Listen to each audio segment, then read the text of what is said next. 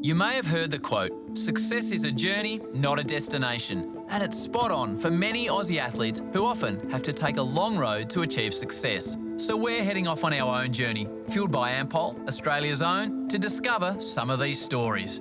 Today I'm heading to the nation's capital to catch up with an AFLW legend, a woman who's forged her own path, a unique journey from player to umpire to coach, breaking down barriers and making history along the way.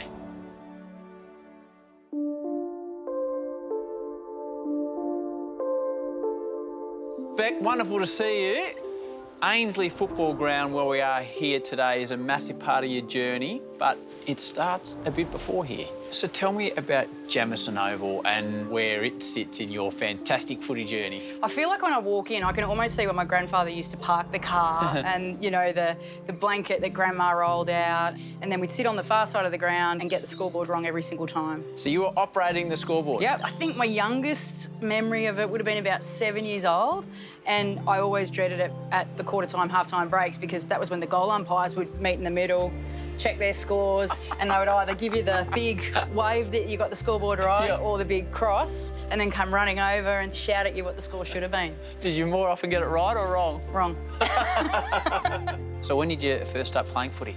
I started playing in 1999 in a women's competition that started here in Canberra, but I played up until about the age of 13 with my brother, and then we got told, sorry, you got to stop playing because you're a girl. So I didn't have any footy between the age of 13 and about 23. I just went to other sports. How was that when they said no more? I think I just accepted it because that's how it was. How important is it that there is the pathway for our females, and are we progressing in the right direction? We're heading in the right direction. We have to have it.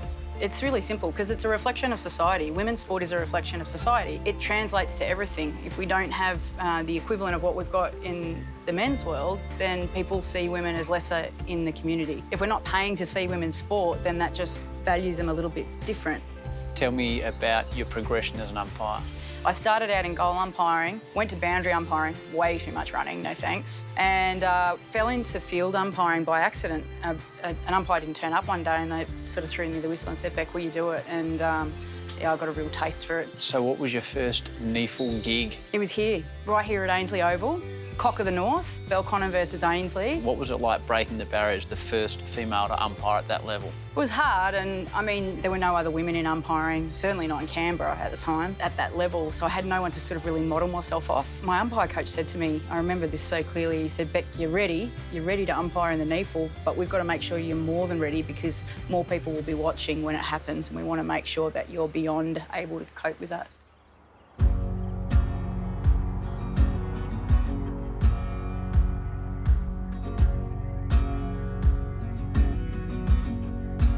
Bec, I've been loving your journey so far. We've been to a couple of different places very close to you, but now you've brought me to PJ's in the city, a pub, which I'm thankful for. Why are we here?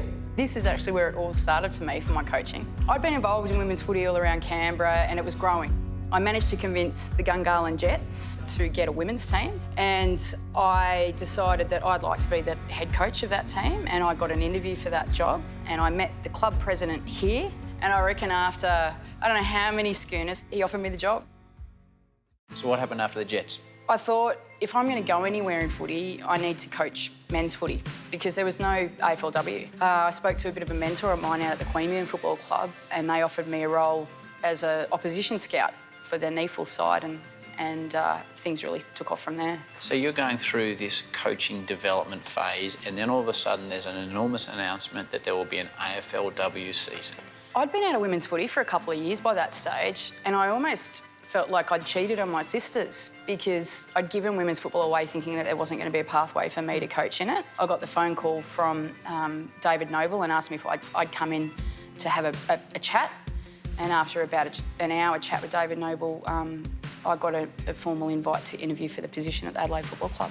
What I promised was something that you almost couldn't quantify, which is the foundations of the house, that it was a place where the women were going to be valued. We'd all been through the same thing together. Like my journey and their journey to get to that point in their lives, it wasn't just the 7 games and a grand final of that AFLW season, it was their entire life work of passion and grinding and discrimination to get to that point, to show Australia we can play football and deserve to be here.